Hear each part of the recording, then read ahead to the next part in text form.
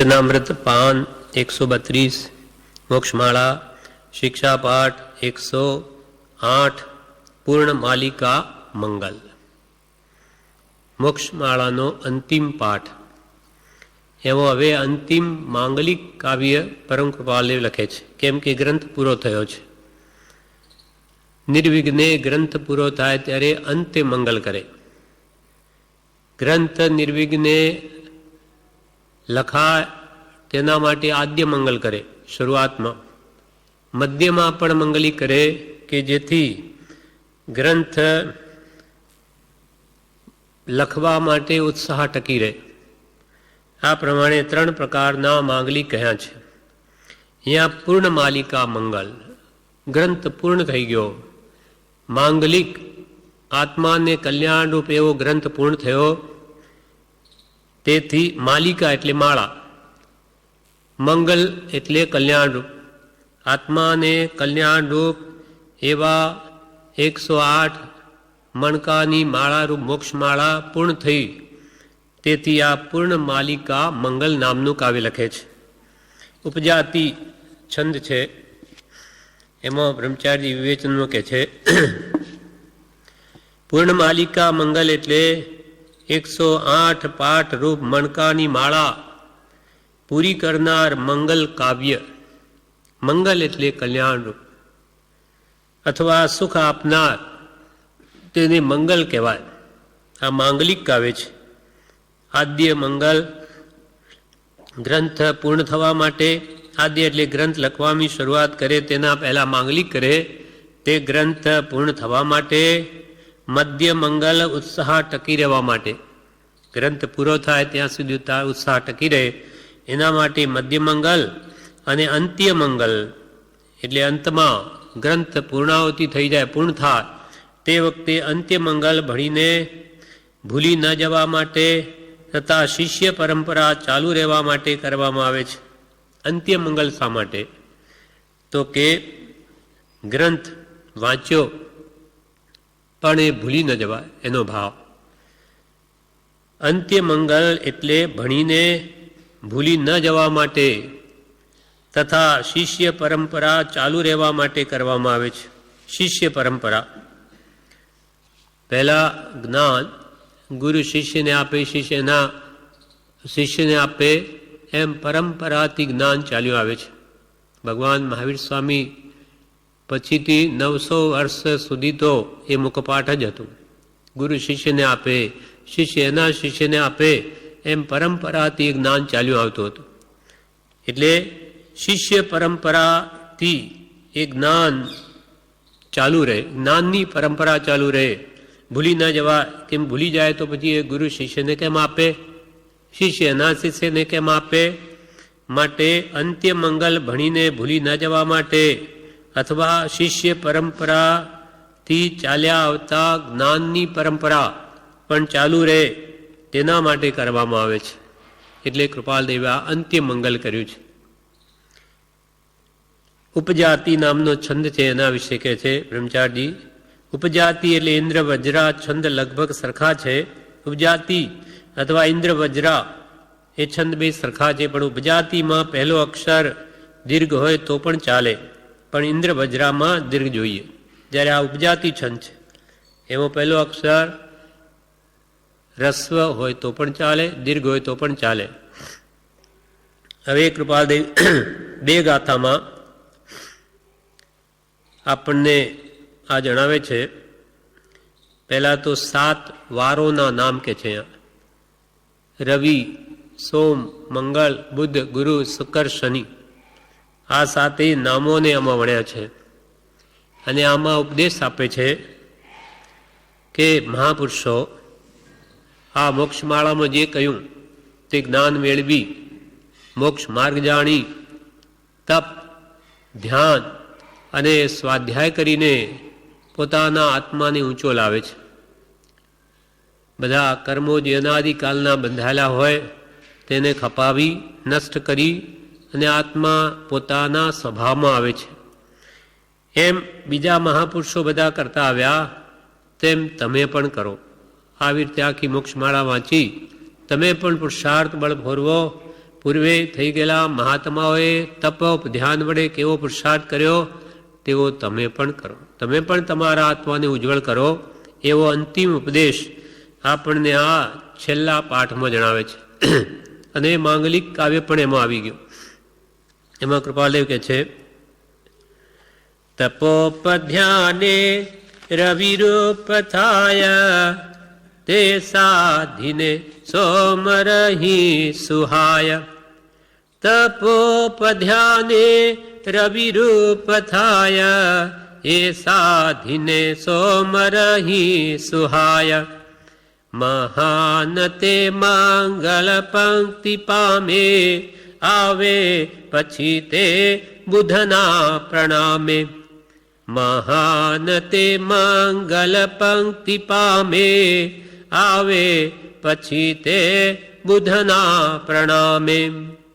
આમાં પરમ કૃપાળુ દેવે જણાવ્યું, તપોપધ્યાને રવિ રૂપ થાય. એટલે આમાં કાવ્ય રવિ સોમ વગેરે 7 વારના નામ આપી મોક્ષની વાત કરી છે.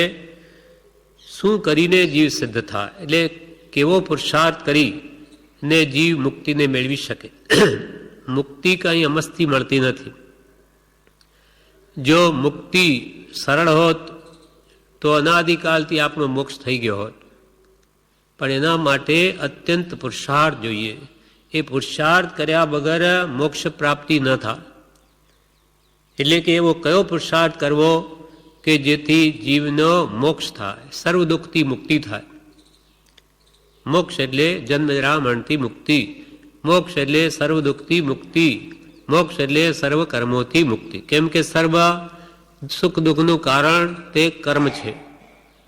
કર્મ એટલે કાર્ય, પોતાના જ કરેલા કામો શુભ કે અશુભ એ પુણ્ય પાપના દ્વંદ્વરૂપ આખો સંસાર છે.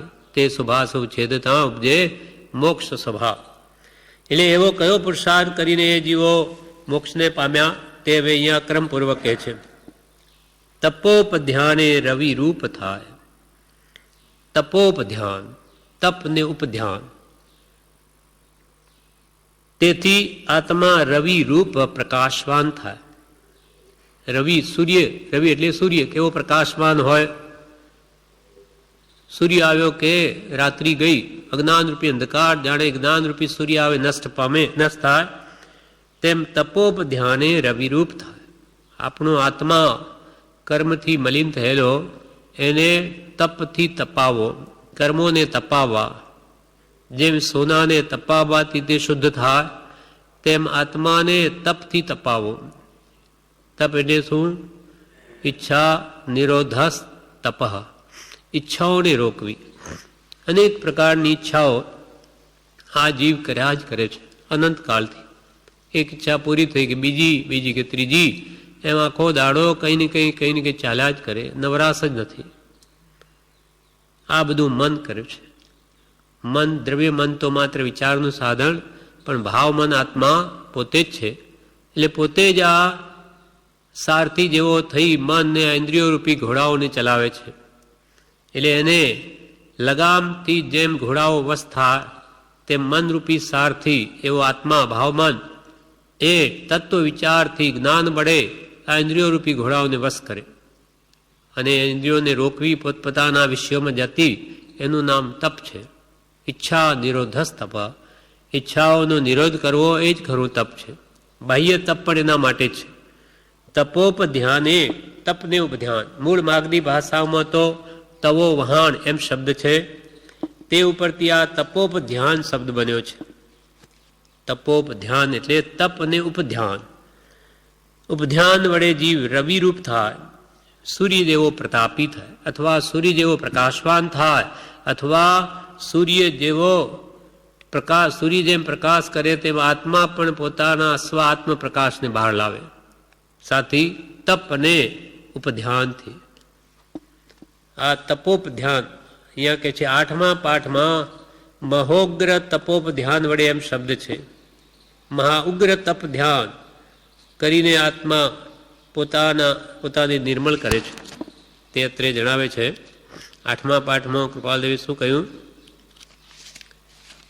તો કે મહોગ્ર તપોપધ્યાન, મહા ઉગ્ર તપ અને ઉપધ્યાન. મહા એટલે બળવાન, તપ તે ઈચ્છાઓનું રોકવું, અને ઉપધ્યાન એટલે ધર્મ ધ્યાન. એ 7મા ગુણસ્થાનક સુધી હોય. શુક્લ ધ્યાન તો 7મા ગુણસ્થાનક પછી શ્રેણી માંડે ત્યારે પ્રગટે છે. પણ મહાબળવાન તપ અને ધર્મ ધ્યાનથી કર્મોને નું વિશોધન કરીને તે કર્મોના સમૂહને બાળી નાખે છે. પુરુષાર્થી આત્માઓ, મુમુક્ષુઓ, મોક્ષગામી જીવો ખૂબ ખૂબ તપ અને ધર્મ ધ્યાનથી સત્તામાં રહેલા કર્મોને બાળી નાખે તે મહોગ્ર તપોપ ધ્યાન. તે વડે આત્માની શુદ્ધિ થાય. જેમ સુવર્ણ શુદ્ધિ છતાં સોનું નિર્મળથી ચમકે, તેમ આપણો આત્મા જેમ જેમ તપ અને ધ્યાન સ્વાધ્યાયથી નિર્મળ થાય તેમ તેમ એનો મૂળ પ્રકાશ બહાર આવે છે. એટલે તપોપ ધ્યાન એ રવિ રૂપ થાય. એટલે આત્મા જે પોતાને મુક્તિ પમાડવી છે તે આવી રીતે ખૂબ તપ, જ્ઞાન, ધ્યાન વડે આત્માની નિર્મળતા કરે છે. ક્યારે? સમ્યક દર્શન 4થે ગુણસ્થાન કે પછી 5મે શ્રાવકના વ્રત આવે, 6ઠે મુનિ વ્રત આવે. એમ સમ્યક દર્શન પછી વિશેષ પુરુષાર્થ ઉપડે છે.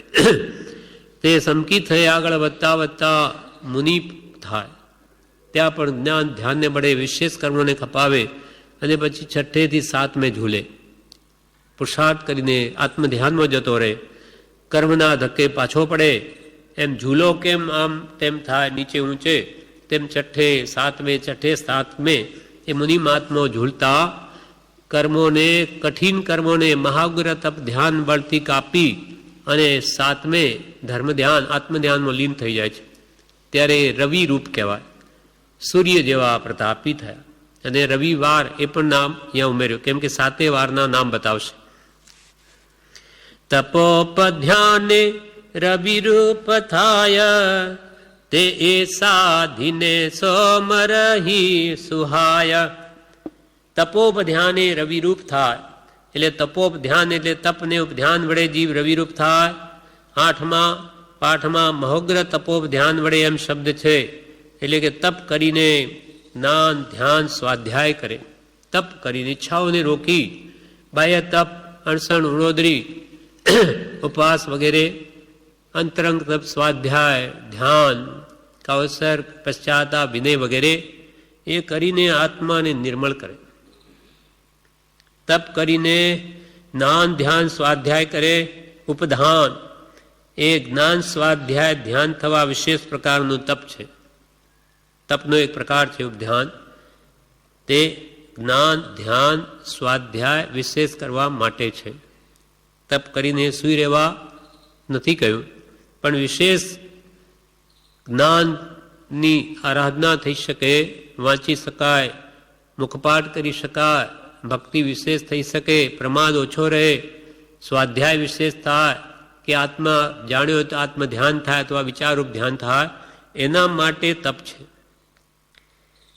એટલે ઉપધ્યાન એ જ્ઞાન, સ્વાધ્યાય, ધ્યાન થવા વિશેષ પ્રકારનું તપ છે.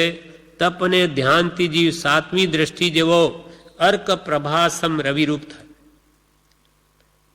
તપ અને ધ્યાનથી, કેમ કે આત્મજ્ઞાની મહાત્માઓ છે. 4થે જ આત્મજ્ઞાન થઈ ગયું. એ પુરુષો આત્મધ્યાન કરે, તપ કરે ને આત્મધ્યાન કરે. એમ કરતાં કરતાં આત્મજ્ઞાન 4થે અવિરત સમ્યક દ્રષ્ટિ, પછી દેશવીરથી શ્રાવક થાય, પછી સર્વવીરથી મુનિ બને, અને પછી અપ્રમત્ત ગુણસ્થાનમાં આત્મધ્યાનમાં લીન રહે. આ બધી જ અવસ્થાઓ કર્મ કાપવાની અવસ્થાઓ છે. ત્યાં સુધી બહુ બહુ પુરુષાર્થ માગે છે. 7મે ગુણસ્થાન સુધી ધર્મધ્યાન આ કાળમાં છે, પણ આ બધા કર્મોને કાપવા સહેલા નથી. એટલે ત્યાં ખૂબ ખૂબ પુરુષાર્થ કરે છે. તપ અને ધ્યાન બળે. તપ અને ધ્યાનથી જીવ 7મી દ્રષ્ટિ જેવો અથવા 7મા ગુણસ્થાનકને પામેલા જેવો તે રવિ રૂપ થાય, સૂર્ય જેવો પ્રતાપી થાય, સૂર્ય જેવો પ્રકાશમાન થાય, અથવા સૂર્ય જેવો ઉજ્જવળ થાય. જેમ કર્મ મેલ જતાં, કપડું પણ મેલ જતાં જેમ સફેદાઈ બહાર આવે ઉજ્જવળ થાય, તેમ આત્મા પણ કર્મ મેલ જતાં સૂર્ય જેવો ઉજ્જવળ પ્રકાશવાન થાય. આ નિર્મળતાની વાત છે. પ્રકાશ એટલે કંઈ આત્મામાં પ્રકાશ થતો નથી, એટલી નિર્મળતા વધે. એટલે જીવ સાતમી દ્રષ્ટિ જેવો અથવા સાતમા ગુણસ્થાનને પામેલા જેવો અર્ક પ્રવાહક એટલે સૂર્ય તેના જેવો અથવા રવિ રૂપ થાય, સૂર્ય જેવો પ્રતાપી થાય. એટલો બધો આત્મા આગળ વધે સાતમા ગુણસ્થાન સુધી. હવે ત્યાં વિશેષ પુરુષાર્થ છે. છઠ્ઠે સાતમે મુનિઓ ઝૂલે, આઠમે શનિ માંડવી છે, માટે ત્યાં ખૂબ ખૂબ પુરુષાર્થ કરે છે. આપણો આત્મા યથા પ્રવર્તિકરણ સુધી અનંતવાર આવ્યો તો એ આગળ નથી વધી શક્યો. તો એ મહાત્માઓ તો મુનિ છે, આત્મ ધ્યાન કરે છે, છતાં શ્રેણી નથી માંડી શકતા. જે 48 મિનિટમાં જ મોક્ષ આપે તે શ્રેણી માંડવા માટે આટલો બધો સતત પુરુષાર્થ કરે. ઋષભદેવ ભગવાન દીક્ષા લીધા પછી 1000 વર્ષ એવો પુરુષાર્થ કર્યો. છઠ્ઠે સાતમે ઝૂલતા ત્યારે એ 48 મિનિટ આવી કેવળ જ્ઞાન પ્રાપ્ત કરાવે એવી.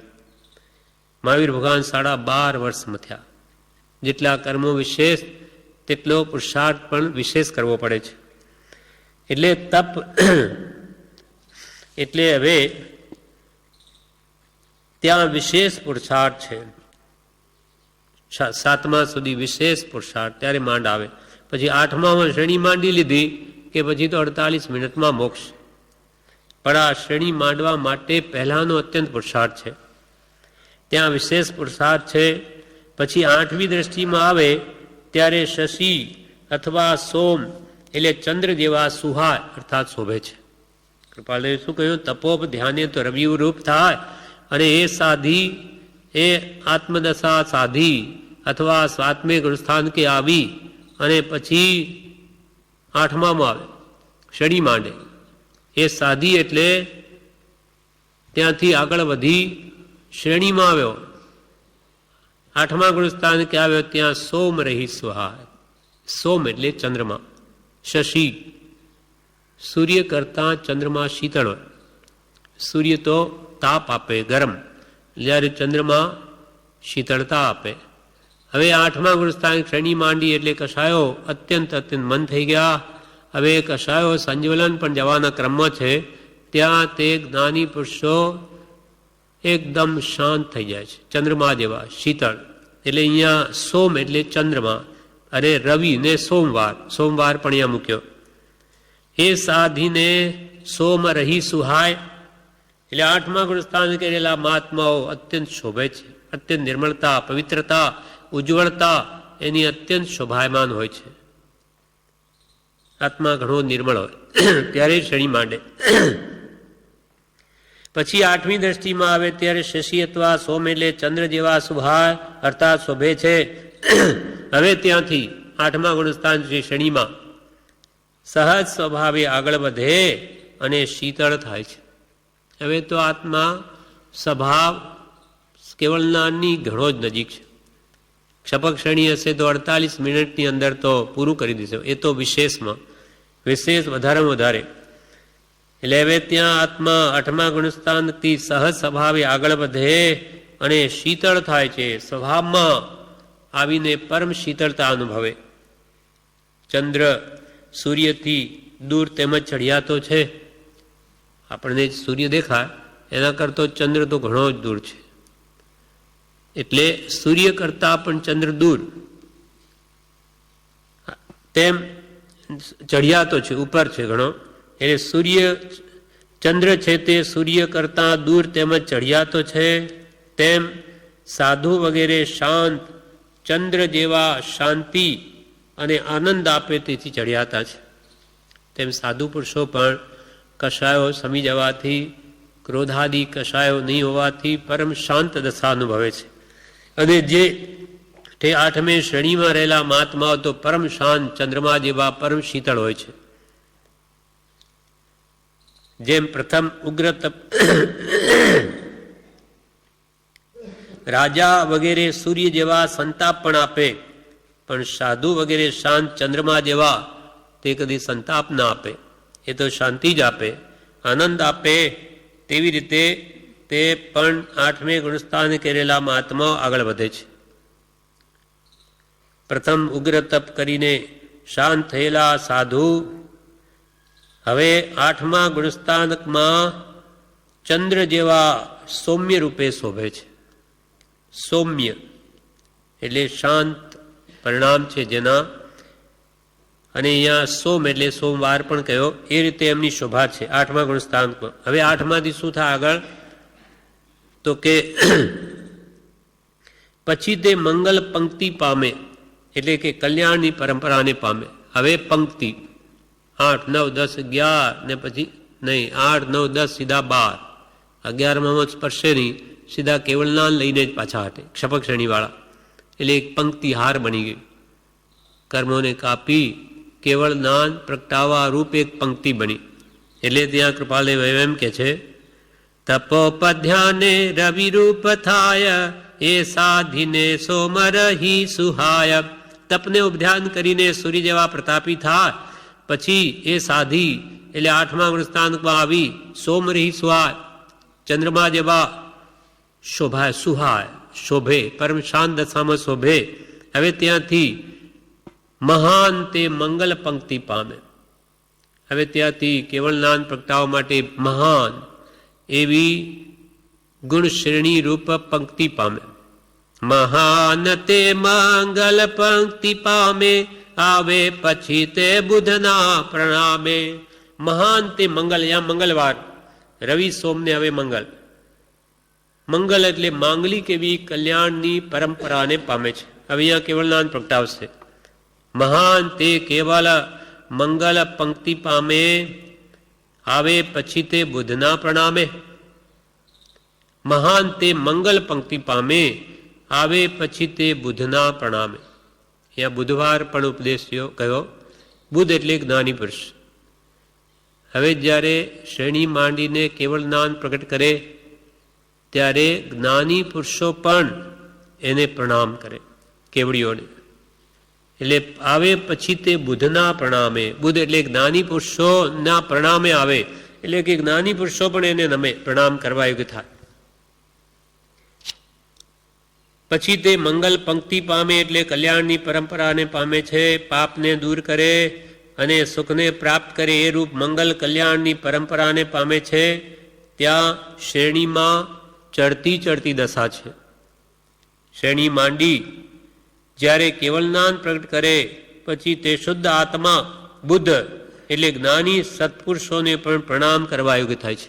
કેવડી બની ગયા પછી તો એ જ્ઞાની પુરુષોને પણ પ્રણામ કરવા લાયક થઈ ગયા. એટલે આવે પછી તે બુદ્ધના પ્રણામે.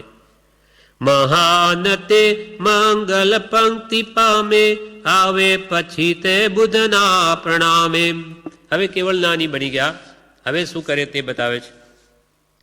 તે સહયોગી કેવડી નિર્ગ્રંથ પરમાત્મા છે. હવે નિર્ગ્રંથ જ્ઞાતા, એક ગાથા પૂરી થઈ, બીજી ગાથા, બે ગાથામાં જ બધું કહ્યું. બીજી ગાથામાં હવે એમ કે છે, નિર્ગ્રંથ જ્ઞાતા ગુરુ સિદ્ધિદાતા, કાતો સ્વયં શુક્ર પ્રપૂર્ણ ખ્યાતા. ત્રિયોગ ત્યાં કેવળ મંદ પામે, સ્વરૂપ સિદ્ધે વિચરી વિરામે. ત્રિયોગ ત્યાં કેવળ મંદ પામે, સ્વરૂપ સિદ્ધે વિચરી વિરામે. તે સહયોગી ભગવાન નિર્ગ્રંથ છે, કેવળ જ્ઞાની છે, સદગુરુના પણ ગુરુ છે. મહાન સર્વજ્ઞ દશાને પામેલા હોવાથી તે સદગુરુના પણ ગુરુ હોવાથી મહાન ગુરુ છે. નિર્ગ્રંથ જ્ઞાતા, જ્ઞાતા એટલે સકલ લોકના જ્ઞાતા, જાણનાર કેવડી ભગવાન તે નિર્ગ્રંથ છે, જેની મોહનીય કર્મની ગ્રંથિ સર્વથા નષ્ટ થઈ ગઈ. એવા નિર્ગ્રંથ જ્ઞાતા ગુરુ, જગતગુરુ અથવા ગુરુના પણ ગુરુ એવા કેવડી ભગવંત અથવા તીર્થંકરો. નિર્ગ્રંથ જ્ઞાતા ગુરુ સિદ્ધિદાતા. હવે સિદ્ધિદાતા આવા જે ભગવંતો હજારો જીવોને સિદ્ધિના દાતા છે. સિદ્ધિ એટલે મોક્ષ અથવા સિદ્ધશીલા, સિદ્ધ દશા ને પ્રાપ્ત કરાવનાર એ ભગવાન છે. સિદ્ધિદાતા એટલે કે ઉપદેશ આપી અનેક જીવોને મોક્ષ આપનારા છે, મોક્ષ પમાડનારા છે. નિર્ગ્રંથ જ્ઞાતા ગુરુ સિદ્ધિદાતા કાં તો સ્વયં શુક્ર પ્રપૂર્ણ ખ્યાતા. એ લીટીમાં પહેલામાં તો એમ કહ્યું કે નિર્ગ્રંથ એવા કેવળ જ્ઞાનીઓ તે સકલ લોકના દાતા ગુરુ જગતગુરુ અને સર્વને સિદ્ધિના દાતાર છે, ઉપદેશ આપી. પણ કેવડી ભગવાન તો એવા અનેક હોય કે જેને ઘણો બધા પ્રાપ્ત હોય પણ એ બીજાને સિદ્ધિ આપવા ઉપદેશ આપે ને ન પણ આપે. એમને જો એવો કર્મનો ન ઉદય હોય તો બોલે નહીં. એટલે આ બીજી લીટી કૃપાલદેવે કહી, કાં તો સ્વયં શુક્ર એટલે કે કેવળ જ્ઞાન હોવા છતાં કોઈને ઉપદેશ ના આપે પણ પોતે તો શુક્ર જેવા, શુક્રના તારા જેવા તેજસ્વી અને પરિપૂર્ણ સુખી છે. કેવડી થઈ ગયા. એટલે આ લખ્યું કે ભાઈ એ તો કદાચ બીજા કેવડી ઉપદેશ આપે ને ન પણ આપે, ઉદય ન હોય તો ન આપે, પણ પોતે તો સ્વયં શુક્ર પ્રપૂર્ણ ખ્યાતા, પોતે તો સ્વયં શુક્ર જેવા, શુક્રના તારાઓ જેમ કહેવાય તેજસ્વી, તેના જેવા પોતે તેજસ્વી અને પરિપૂર્ણ ખ્યાતા, પરિપૂર્ણ સુખી છે. કેવડીને એમાં કોઈ અંતર નથી. તીર્થંકર ભગવાનને એમાં કોઈ અંતર નથી. કેવડીમાં ગુણ અપેક્ષા.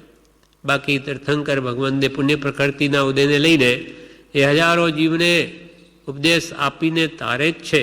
કેમ કે પૂર્વે એવી ભાવના ભાવી છે, માટે એમને ઉપદેશ સહેજે નીકળે છે, એ આપે જ તીર્થંકર. જ્યારે બીજા કેવડીઓ તો ઉદયો તો આપે નહીં તો બોલે પણ નહીં.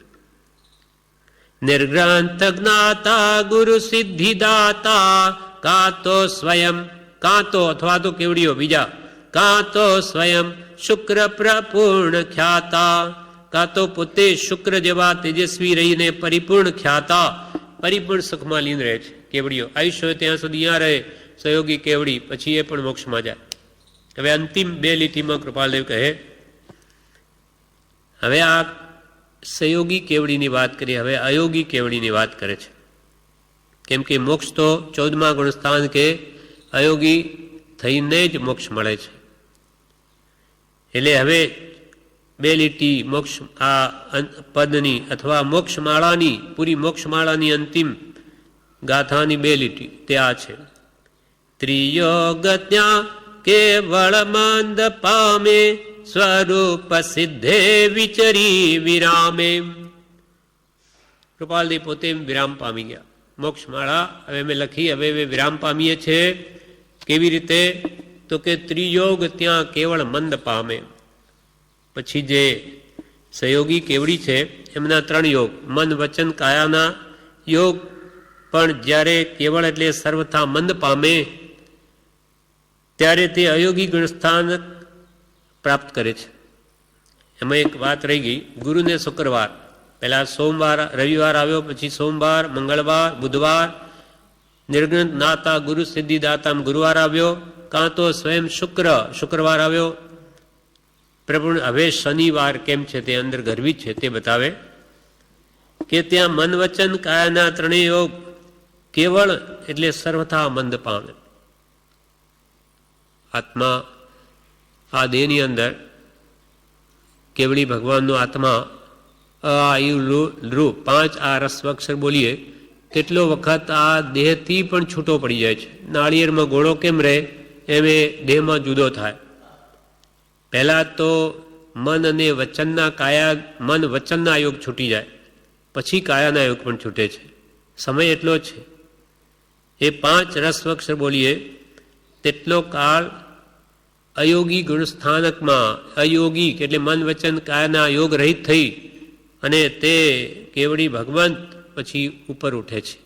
સર્વકર્મથી રહિત થઈ સર્વકર્મ પ્રકૃતિઓને ખપાવી આ અંતિમ ગુણસ્થાનકમાં, અને એક સમયમાં જ એ ઉપર ઉઠી મોક્ષ સ્થાન પર જઈ બિરાજે છે. એટલે ત્રિયોગ એટલે મન વચન કાયાના 3 યોગ ત્યાં કેવળ મંદ પામે.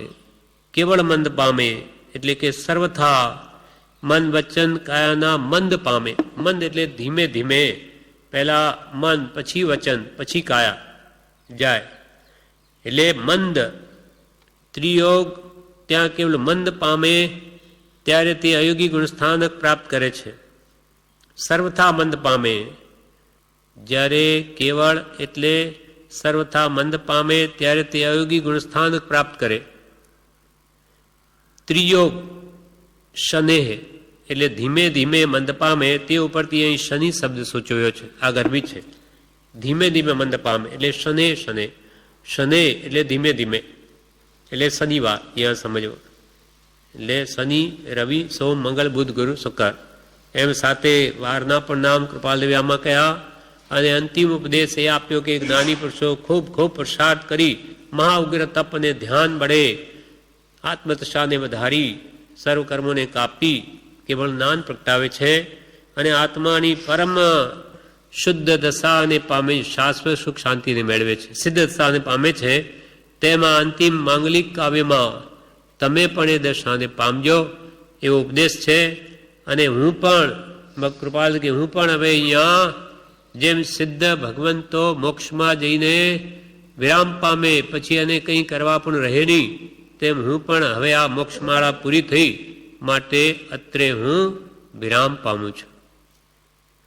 ત્રિયોગ ત્યાં કેવળ મંદ પામે, સ્વરૂપ સિદ્ધે વિચરી વિરામે. એટલે ત્રિયોગ મન વચન કાયને શને શને ધીમે ધીમે મંદ પામે, તે ઉપરથી શનિ શબ્દ સૂચવ્યો. અને જ્યારે અયોગી થાય, મન વચન કાયને અયોગથી પણ રહિત થાય, ત્યારે તો સહજ આત્મ સ્વરૂપ થઈ સિદ્ધાલયમાં જઈને સ્થિર થાય છે. જ્યારે મન વચન કાયને અયોગ જ સંપૂર્ણ છૂટી ગયા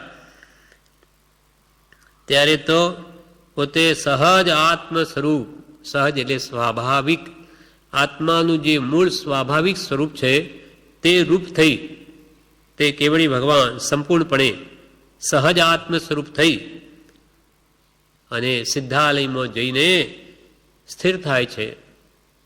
કેમ કે આત્મા સર્વ કર્મથી રહિત થયેલો આત્મા જાય ક્યાં? એ સિદ્ધ ઉપર ઉઠે, એનો સ્વભાવ છે. અગ્નિ શિખા જેમ સુમચ ઉપર ઉઠે, એરંડીઓ ફૂટે તો પહેલા ઉપર જ ઉડે, તેમ આત્મા સર્વ કર્મથી રહિત થયેલો આત્મા જગતમાં રહી ન શકે. કેમ કે આ જગતમાં રહેલા આત્મા બધા પુણ્ય પાપને આધીન જ રહે. પુણ્યથી સ્વર્ગ કે મનુષ્યમાં હોય, પાપના ઉદયથી નરક કે તિર્યંજમાં હોય. એ સિવાય સર્વ કર્મ રહિત આત્મા હોય ક્યાં? તો કે સિદ્ધ શિલામાં હોય, ઉપર ઉઠી જાય એક જ સમયમાં ત્યાં ઉપર જઈને બિરાજમાન થાય. એટલે અહીંયા કે છે અયોગી થયેલો આત્મા પોતાના સહજ આત્મ સ્વરૂપને પામી એક સમયમાં ઉપર ઉઠીને એક સમયમાં તો સિદ્ધાલય, જ્યાં સિદ્ધ ભગવંતો સર્વરેલ ચાલે એટલે ઘર, જ્યાં સિદ્ધ બધા રહેલા એવા સિદ્ધ ભગવંતોના ઘરમાં એટલે કે સિદ્ધાલયમાં જઈને તે પણ આત્મા સ્થિર થાય છે. ત્યાંથી આગળ નથી જઈ શકતો. કેમ કે અલોકાકાશમાં એ ધર્મ અસ્તિકાય દ્રવ્ય જ નથી. એ લોકના અંત સુધી છે જે ગમનમાં સહાયતા આપે, એટલે ત્યાં સુધી આત્મા જઈને સ્થિર થાય છે. આ પ્રમાણે સિદ્ધ દશા તે જ્ઞાન દશાથી લગાવી તપને ઉગ્ર ધ્યાન વડે સંકિત પામી અને આગળ વધતા વધતા ઠેઠ સિદ્ધ શિલા સુધી પહોંચે, એનું સંક્ષેપમાં કૃપાલદેવે બે ગાથામાં વર્ણન કર્યું. અને પોતે એ પ્રમાણે જ વર્ત્યા છે, માટે જ આપણને પણ આ જ ઉપદેશ આપે છે. કેમ વર્તવું, કેમ તમારે પણ પુરુષાર્થ કરવો, એ બધું કે છે મોક્ષમાળામાં અમે બતાવ્યું છે અને વિશેષ આત્મસિદ્ધિમાં બતાવ્યું છે. તમારે પણ સિદ્ધિ પ્રાપ્ત કરવી હોય, સિદ્ધાલય જવું હોય તો આત્મસિદ્ધિ અથવા મોક્ષમાળા અથવા બીજા અનેક કૃપાલદેવે પત્રોમાં પણ ખુલાસા કર્યા છે, એ જાણવા પ્રયત્ન કરો, સમ્યક જ્ઞાન મેળવો. એ જાણીને એ વાતને શ્રદ્ધો વિચારી કરીને એને માન્ય કરો. જો માન્ય કરવા લાયક ન હોય તો વિચારો કે ખરેખર ભગવાનની વાણી એક ને એક બે જેવી છે કે બીજું કંઈ છે. અને એ તમને સત્ય લાગે તો પછી તે પ્રમાણે વર્તો. અને તમારે રાગ દ્વેષ અજ્ઞાન રૂપ મળ નષ્ટ પમાડી તમે પણ શાશ્વત સુખ શાંતિને પામો. એ જ સર્વ જ્ઞાની પુરુષોનો ઉપદેશ છે. ફરીથી એ હવે મોક્ષમાળા સમાપ્ત પૂરી થઈ, એટલે અંતિમ કાવ્ય ફરીથી બોલીને આપ મોક્ષમાળા પૂરી કરીએ છીએ. શિક્ષાપાઠ 108 પૂર્ણ માલિકા મંગલ. ઉપજાતિ છંદ. તપોપધ્યાને રવિરૂપ થાય, એ સાધીને સોમરહી સુહાય. મહાન તે મંગલ પંક્તિ પામે, આવે પછી તે બુધના પ્રણામે. નિર્ગ્રંથ જ્ઞાતા ગુરુ સિદ્ધિદાતા, કાં તો સ્વયં શુક્ર પ્રપૂર્ણ ખ્યાતા. ત્રિયોગ ત્યાં કેવળ મંદ પામે, સ્વરૂપ સિદ્ધે વિચરી વિરામે. ત્રિયોગ ત્યાં કેવળ મંદ પામે, સ્વરૂપ સિદ્ધે વિચરી વિરામે. સ્વરૂપ સિદ્ધે વિચરી વિરામે. સ્વરૂપની સિદ્ધિ કરી, વિચરી એટલે જાણે કે વિહાર કરી, અને તે શુદ્ધાત્મા સિદ્ધાલય સુધી પહોંચીને વિરામ પામી જાય છે.